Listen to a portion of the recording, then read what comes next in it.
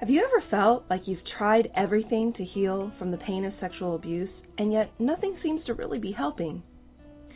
Well, one of the reasons why most people struggle to break free from the pain of past child abuse is because the techniques out there are positioned as a one-size-fits-all answer.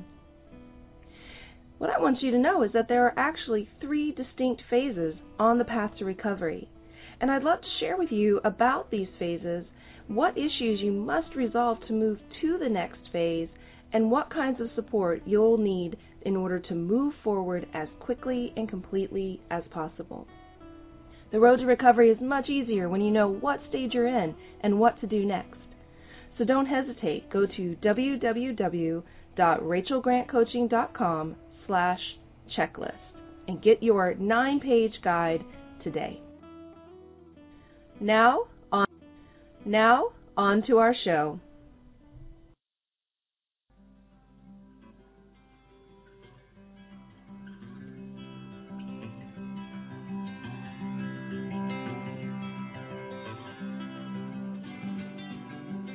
Welcome everyone to Beyond Surviving, the safe space for survivors of childhood sexual abuse to receive support, resources, and share their stories. Beyond Surviving is about freedom, healing, connection, and even laughter and fun. Most importantly, it's about letting go of the pain of abuse and finally moving on. I'm Rachel Grant. For those of you who don't yet know me, I've been a sexual abuse recovery coach since 2007 and am the author of Beyond Surviving, the final stage of recovery from sexual abuse. I'm so excited to be here with you today and to share with you about a really beautiful topic. We're going to be talking with Kristin Walker today, and we're going to be really focusing in on early childhood abuse and trauma and the impact of that. So without further ado, Kristin, welcome. Thanks so much for being here. Absolutely. Thanks for having me. For sure. Well, let's get started by just tell us a little bit about yourself. Well, sure. My name is Kristin Walker, and I have been a speaker and advocate about childhood sexual abuse since I was about probably 15. In my career, I've been a consultant for years, had my own company for years, working largely with healthcare companies with a focus now in the last maybe 5 years on the behavioral health field. So I work in consulting.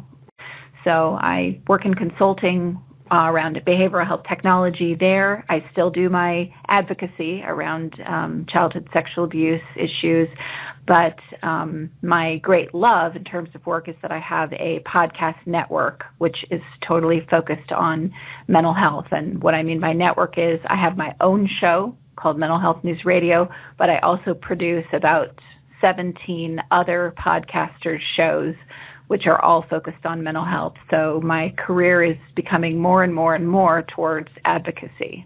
Mm-hmm. Yes, and I had the great joy of being your guest, and such a really, really great network that you're building there. I mean, what a rich resource. What's the easiest way for people to find that particular resource? We'll just name that right off the bat. Well, anyone can go to mentalhealthnewsradionetwork.com, access to my show. There's a place at the top that says shows, and you'll see the long list of shows, the different podcasts that are on the network that cover everything from emotional, psychological abuse to drug addiction and recovery to spirituality to how mental health affects technology, sports and mental health. I mean, it runs the gamut. We even have someone starting up that is going to be working with the prison system and talking about mental health issues there. And then, of course, you find my show, Mental Health News Radio, is listed there too. Mm-hmm.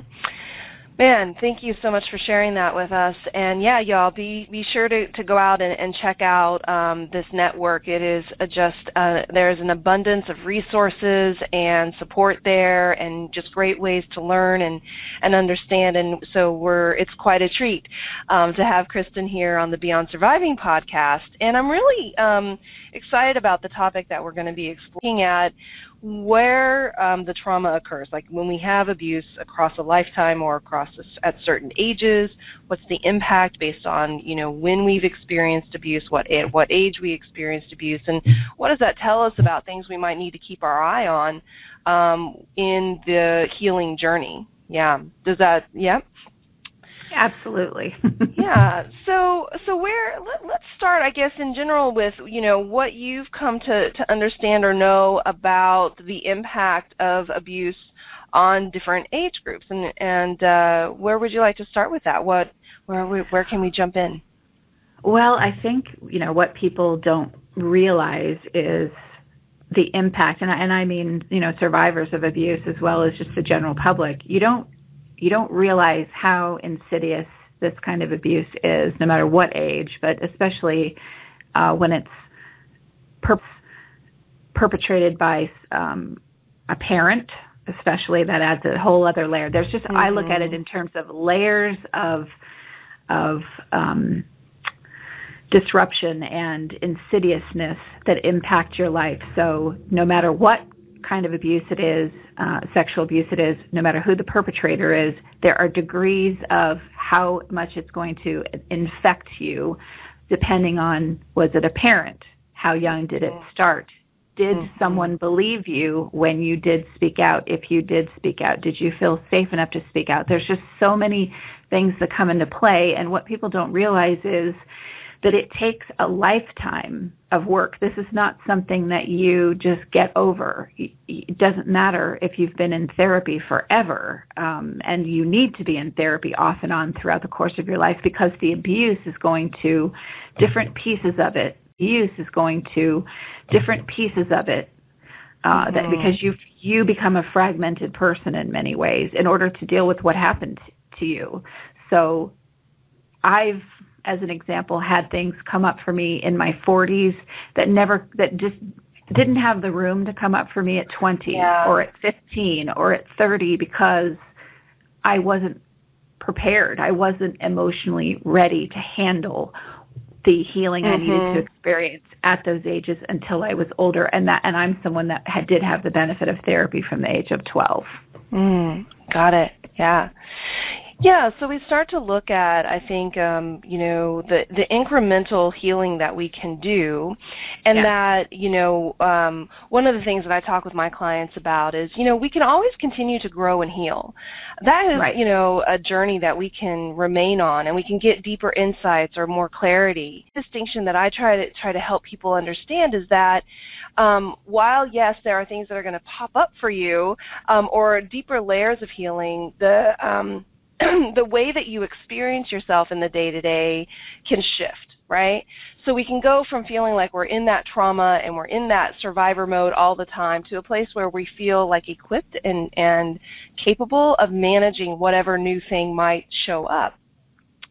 And because absolutely, when we have trauma that starts at a very early age, I love how you said that, right? There are things that we're just not going to be able to access. There are things that we're just not going to even be able to kind of wrap our head around or process until we reach a certain stage of healing, or like a certain stage of life is what I hear you saying.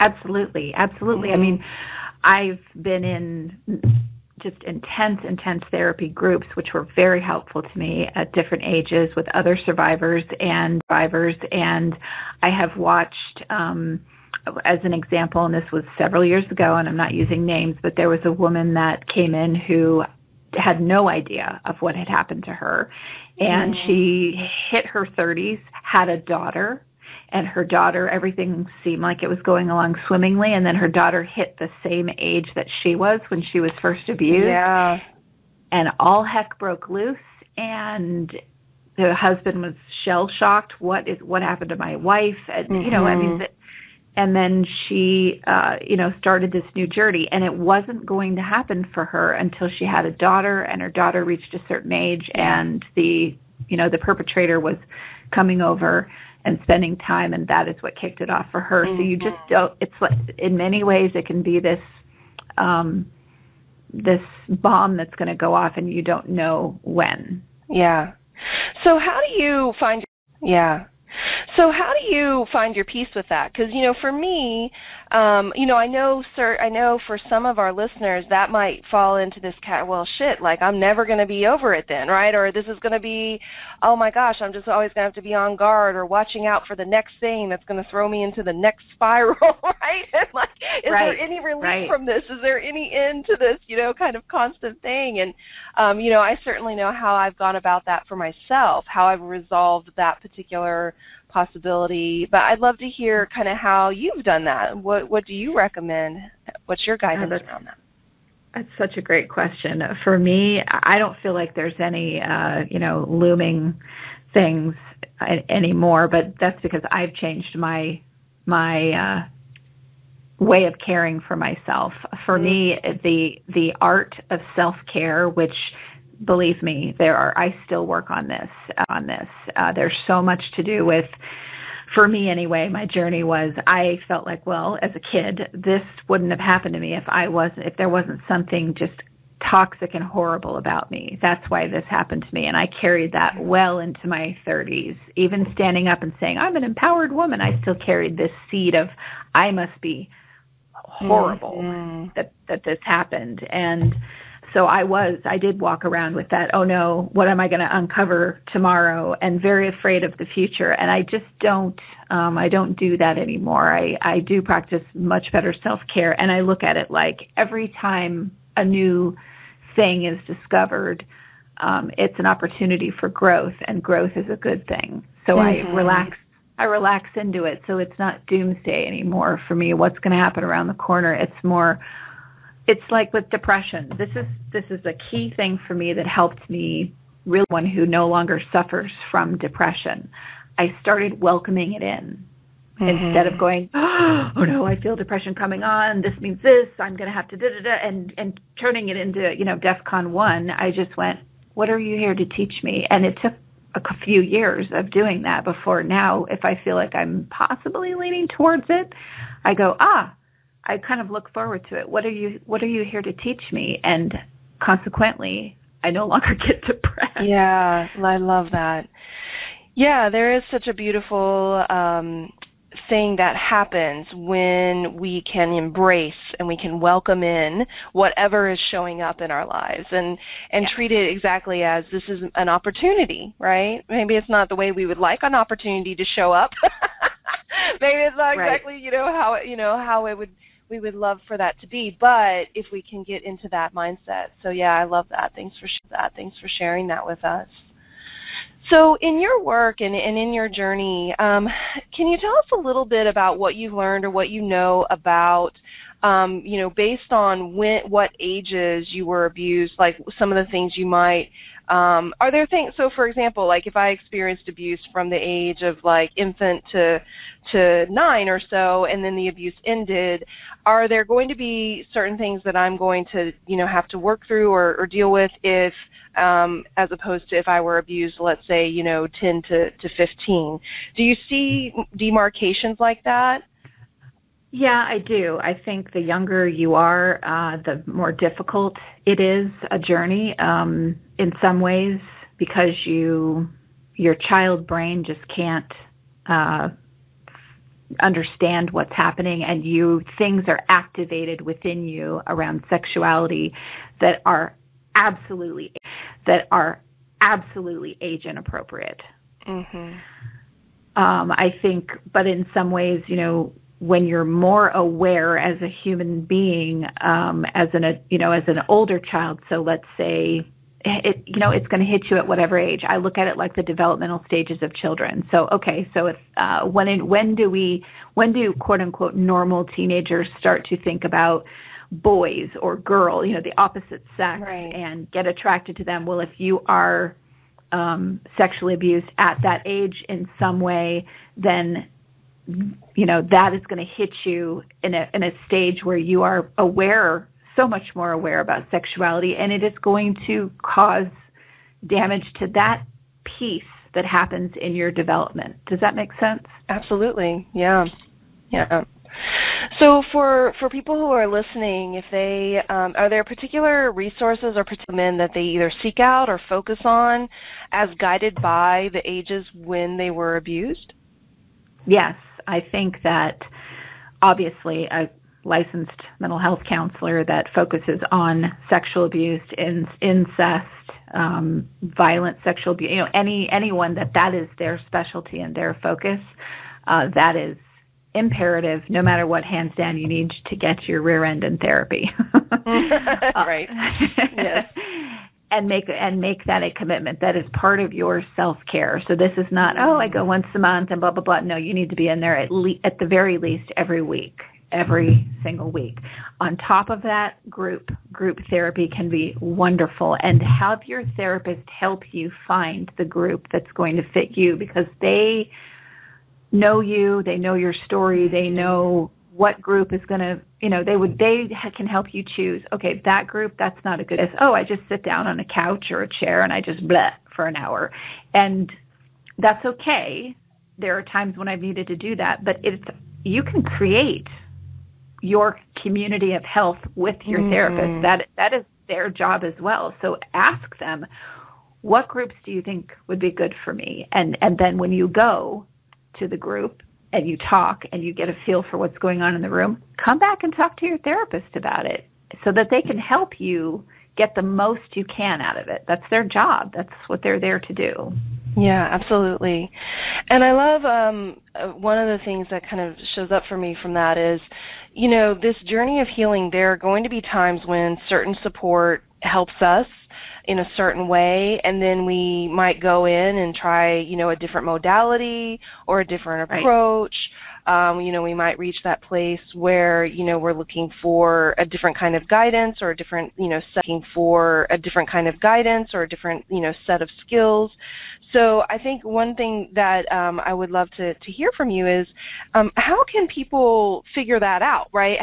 What do you recommend for people when it comes to, trying to figure out what is the quote-unquote right therapy based on where you are in your healing journey or even which, stage of life you're in? You have any thoughts on that? Trial and error. Yeah. Yeah. I mean, I would say, if you're doing this in your 20s and you are someone that feels, moderately comfortable being in groups of other people, then going to something that's like Schema Therapy, where you engage in some role playing with a group of people in a very safe environment. Anything from 20 on up to probably in your 40s is that can be a wonderful, safe place where you're not just sitting and talking, you're also embodying different roles with other people. Someone is your father, someone is your mother. I tend to see with women that are over 50, for some, this seems to be a majority. I'm not saying that this is for every woman, but you tend to go back into more of a quiet place, so private groups. I'll give you an example. We do trauma-sensitive yoga in my podcast studio, and it's very small. We limit it to 4 people, 5 at the most, and do private sessions. I'm not the person who does it. I just offer the space for people to do that, and I notice a lot of women are coming in that are in their late 40s and early 50s. Some of them are just now dealing with the trauma of sexual abuse. They didn't deal with it their whole lives because they were living their lives in cocoon in order to do this, what the heck to do. But now they have this space that's small, and that's what they're interested in, is the privacy. They know enough to know that I don't want anyone behind me because that doesn't make me feel safe, and I need to be in a little cocoon in order to do this kind of work, because working out in a gym or doing yoga at some gym just is not where they want to be. But when you're in your 20s and 30s, I was all about, let's go to the gym. And that was a great place for me. So it's kind of, looking at where you're at. And if you don't feel comfortable going to a larger venue for healing, then don't push yourself. The thing that we do the worst, because we take child abuse as if we caused it, as if there's something wrong with us that this happened, and it isn't. And so we force ourselves to with us that this happened, and it isn't. And so we force ourselves to do things in terms of even our healing that really aren't good for us. So if you don't want to go and be in a room with 10 other people, then don't go in a room with two other people. That's okay. I think it's really okay. It absolutely is, yeah. Yeah, and what came to mind as you were sharing that, Kristin, is, when you started off that piece was about trial and error. And I know one of the mistakes that I made, though I don't even know if it was a mistake, it was almost like my capacity, was early on in my journey, I would, select a therapist and I'd, end up in their office. And maybe after like 2 or 3 sessions, my instincts would be like, this isn't a good fit. I don't really like this person. I don't think they're going to be able to give me what I need. But I didn't have the capacity to advocate for myself. And it's an interesting phenomenon to drop in and say, well, this is the person I've said yes to or I'm going to, so now I'm just going to keep going, right? And so I want us to talk about that a little bit because while you're in this trial and error phase, and there's almost like this, we have to resource and find this part of ourselves that can say, no, that's not working for me. And boy, do all sorts of stuff come up around that, right? Like, oh, I don't want to hurt somebody. Oh, yeah. Blah, blah, blah. Yep. Yep. Yeah, so I think a friendly reminder, maybe just on that level of, you are hiring someone for their services, and therefore you want to make sure that you are getting, what you need from that provider. And if you're not, to find some way. Do you have any tips or any ideas come to mind as far as, what might support people in that particular journey of when you notice this isn't working or this isn't exactly what I need, what folks can do in those moments? Yeah, you have to, it's difficult because, boy, especially with child abuse and child sexual abuse on top of it, you are at that age where you are supposed to do what adults tell you to do. So as you grow up, you end up this grown-up who, someone could be burning your hair off in a hair salon appointment, and you go back to being that child that is supposed to just sit there and not say anything. Right? Yeah. And so that happens on our healing journey too. And you also don't want to be someone that is just so triggered and afraid that you never stick anything out. So how I look at it is,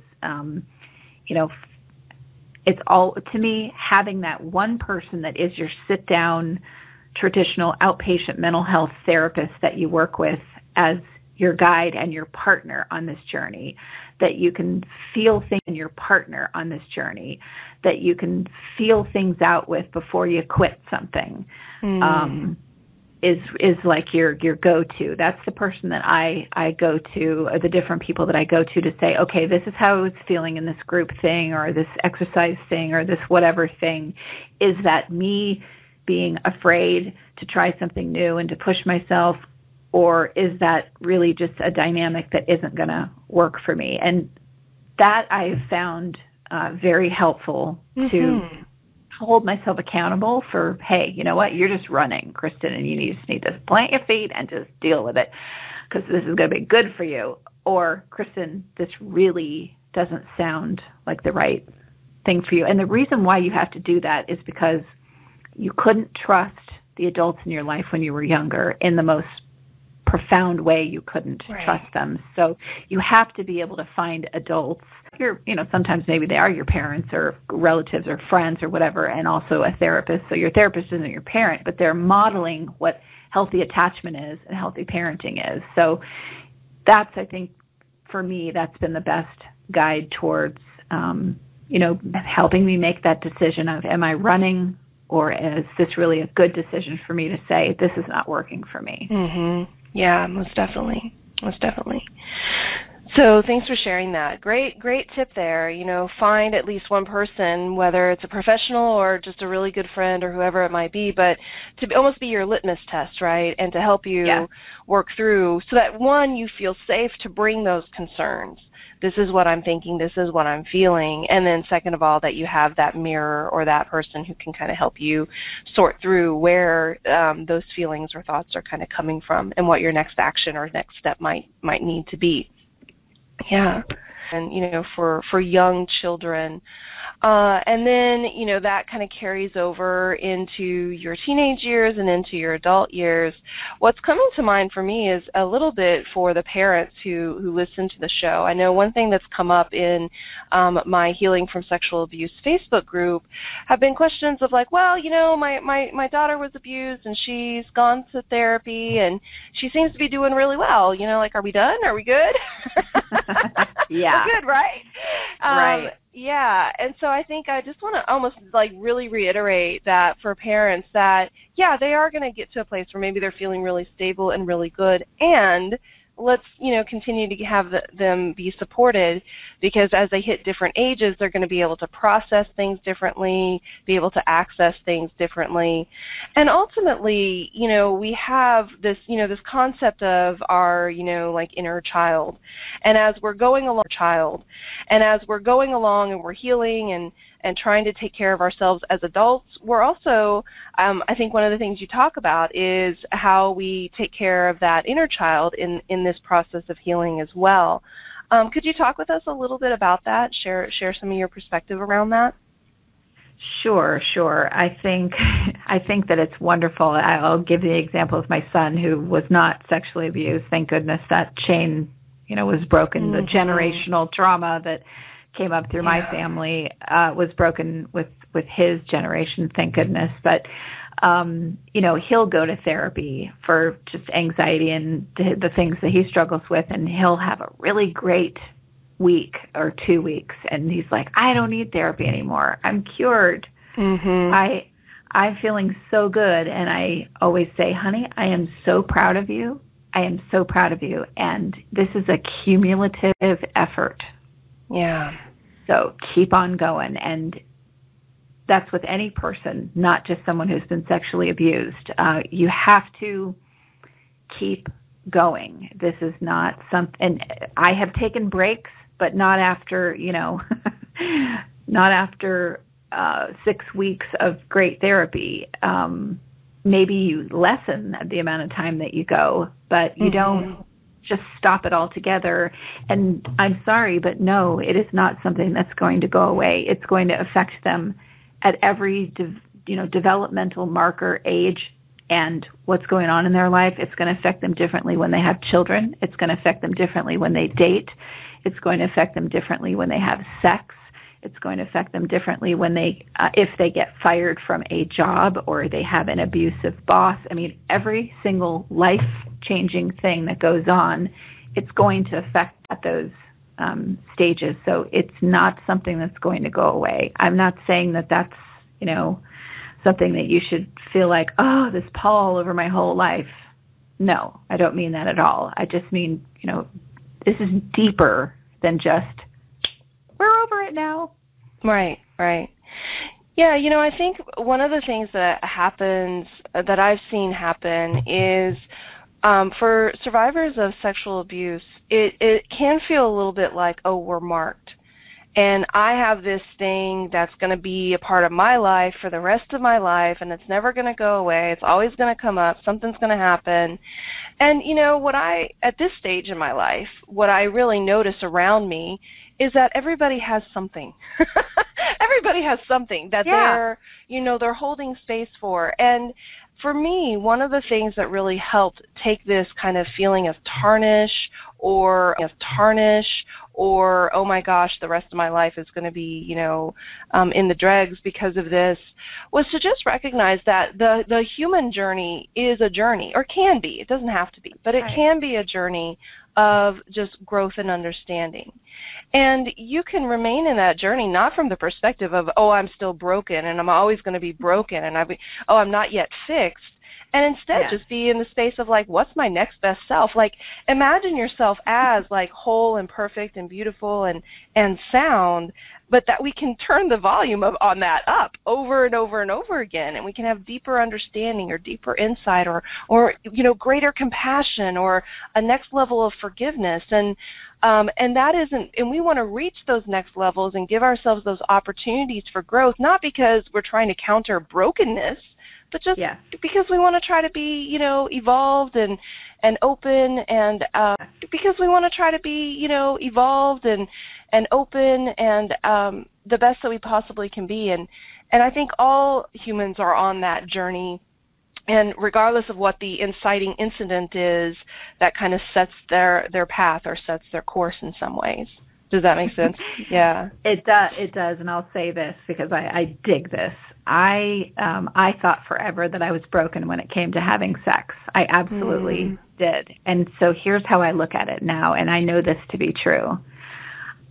Because of what happened to me when I was a child, I am not broken because of that. No. You know what? When I have sex, when I make love to, and I just happen to be attracted to men, but when I make love to a man, it is so profound and so spiritual and so connected because of what happened to me. I honestly believe that in many ways are level than people who haven't experienced what I have. And so I feel so lucky and grateful that not that what happened, well, in some ways I do, but because of how I've turned it around, but because I have this richness to that area of my life that a lot of people just will never experience because of what happened to me. So that's, that is reality for me. So. Yeah. No, I think it's a really interesting thing that maybe it doesn't get said enough. And I think a lot of times when we talk about this, people go, oh, what are you saying? Like it was a gift to be abused. No, it's shitty to be abused. However, when what is a gift is when you work past that healing. And when you're able to get to that other side, so to speak, what does happen, what I do see, is there's almost like what when you're in the trauma and when you're in the pain of it and when you're still in that struggle and feeling shame and all of that stuff and being really triggered all the time, then these behaviors they're detrimental. But when you become a master over those things, they become superpowers. So, like, when I'll give it, like, a little example, right? So, for me, highly aware, hyper-alertness. As a kid, I was seeing everything that was going on around me that my peers were, like, oblivious to. Absolutely. And, but it was horrifying and so traumatizing as a, 14-year-old who doesn't have any capacity to hold space for people, who doesn't know what to do with all of that, who certainly goes into internalizing it all and making it about me and I'm bad and blah, blah, blah, right? And so in that case, the hyper-alertness and being very sensitive and aware to my surroundings was detrimental. But now that I've done that healing and I'm on the other side of that hyper-awareness is, first of all, way decreased, but I'm still very tuned in, and that's what makes it possible for me to reach out and stop that kid who's about to run out into the street that nobody else noticed, right? Oh, absolutely. Yeah. Absolutely. Absolutely. I had many times as a teenager, teenagers tend to get themselves into dangerous situations, even if they're not life and death. But there's so many times that I was the kid saying, don't get in that car with that person. Are you crazy? Why would you do that? And I would be the one that everybody makes fun of for not doing that because I was so hyper aware of dangerous people, dangerous males, and my friends would go obliviously because they've never had anything. Man, I wish they would have listened to me and also think I'm really grateful that I have that kind of awareness. Yeah. I didn't think I necessarily thought it at the time because cognitively I just was not, able to think that. But as an adult, I think, wow, I really knew what was up about a lot of stuff, and I didn't know enough to say good for you. But as an adult, I sure can be a damn good parent to myself and say, girlfriend, you know what's up. Yes. So, for all of you who are listening, who are going, oh my gosh, okay, so I've had abuse through all of my life, and this is going to be, all this is so much difficult to work through and figure out. Like, I really just want to encourage you today to keep that mindset that we've been offering today, which, yes, you've had something that is impactful. Yes, it's going to show up at times in your life where, you know, you've reached a certain stage where you can now have the ability to look at something, but try to think about how you can translate these areas, these behaviors that, if on one side of the coin they're detrimental, they stop you, they block you, they keep you stuck, but what's the other side of that coin? Like if you were to flip it and use it for good or use it as a superpower, what would that look like? And It's in that way that we start to transmute the experience of abuse and, you know, become more and more resolved and more equipped, right, to kind of navigate life even with these things that kind of show up and have their heritage in trauma. I love what you were sharing about that. Like, wow, I have access to something that I didn't know I could have access to, and it's by way of this, you know, experience. Yeah. Profound empathy, profound empathic capital is the superpower. You want to be Wonder Woman or Superman, is the superpower. You want to be Wonder Woman or Superman, that's the only thing that gets you to being that person. And guess what gets you to have those chasms opened within yourself, within your soul? Things like sexual abuse that you overcome, and you have wells of empathy. Now it's you know, those wells of empathy. I've not had good boundaries with people, and I've been emotionally bled to the point of not living, but that's a whole other show. But as I learned, you know, how to have really great boundaries now, man, it is such a superpower. Wow, it's such a superpower. So, yeah. I love that. Wow, Kristin, thank you so much. I love where we wound up in this conversation. Not planned at all. We winged it. We totally winged it, which I love. We did.